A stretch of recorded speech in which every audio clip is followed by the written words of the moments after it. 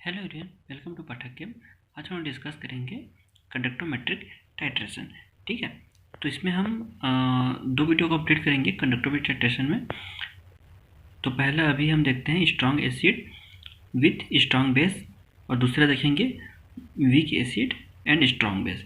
ठीक है, तो दूसरा वीडियो में कुछ एसिड बेस और पढ़ेंगे।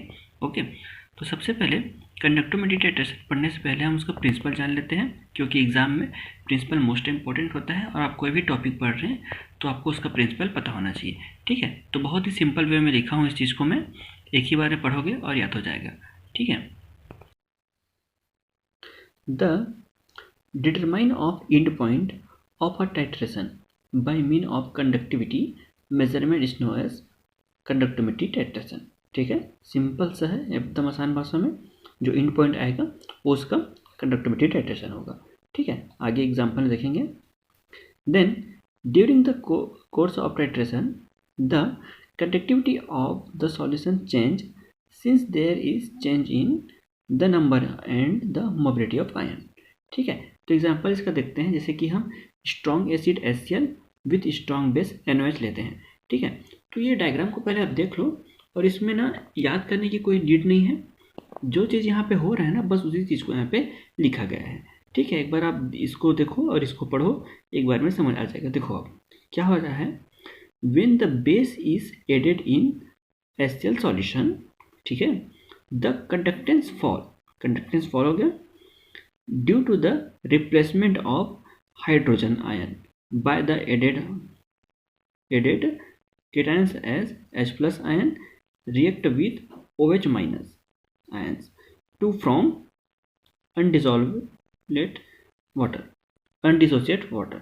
ओके, तो यहाँ पे साफ साफ लिखा गया है कि when the base is added, ठीक है, जो बेस है, हमारा बेस क्या लिए NOH, तो जब हम NOH को लेते हैं किसमें, HCl में डालते हैं। ठीक है, when the base is added in HCl solution the conductance fall, तो कंडक्टेंस क्या हो जाएगा, कम हो जाएगा। क्यों हो जाएगा, क्यों, कारण क्या है इसका, due to the replacement of hydrogen ion. ठीक है, सामान्य बात है, HCl है और NOH है। तो NOH को जब हम HCl में डालेंगे तो यहाँ से क्या होगा, HCl का जो है H+ होता है, Cl- होता है। ठीक है, तो H+ अलग हो जाएगा केटायंस के फॉर्म में। वही चीज़ यहाँ पे लिखा गया है, due to the replacement of hydrogen ion by the added cations as H+ ion react with OH ions में। ठीक है, टू फॉर्म अनडिसोसिएट वाटर। ठीक है, जिसके कारण यहाँ पे क्या होता है, रिप्लेसमेंट हो जाता है। ठीक है, और ये जो ग्राफ को है नीचे जाता है। तो ये क्या है, इसका एंड पॉइंट है। Then after the equivalence point the conductance increase due to the large conductivity of OH ion. ठीक है, रीजन साफ साफ लिख रहे हैं, दिख रहे हैं यहाँ पे एंड पॉइंट आता है, उसके बाद ये ऊपर चला जाता है। ठीक है, तो एक सिंपल सा उदाहरण है। दूसरा हम देखते हैं weak acid, acidic acid and strong base NOH.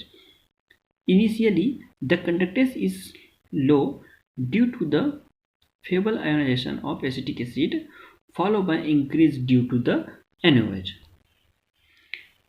When the equivalence point step rise due to the excess of NOH। ठीक है, तो स्टार्टिंग में क्या होता है, ग्राफ जो है स्लो जाता है, लेकिन NOH जब ऐड होता है उसके बाद ये जो है ग्राफ जो है आगे बढ़ जाता है। ठीक है, तो यहाँ पे अलग अलग मोलरिटी में सॉल्यूशन को लिया गया है। 0.1 मोलरिटी में, 0.01 में, 0.001 में। ठीक है, उस हिसाब से उसका ग्राफ बना हुआ है। स्टार्टिंग में ग्राफ जो नीचे जाता है, फिर यहाँ पे एंड पॉइंट आता है, उसके बाद ये ग्राफ जो है इंक्रीज हो जाता है।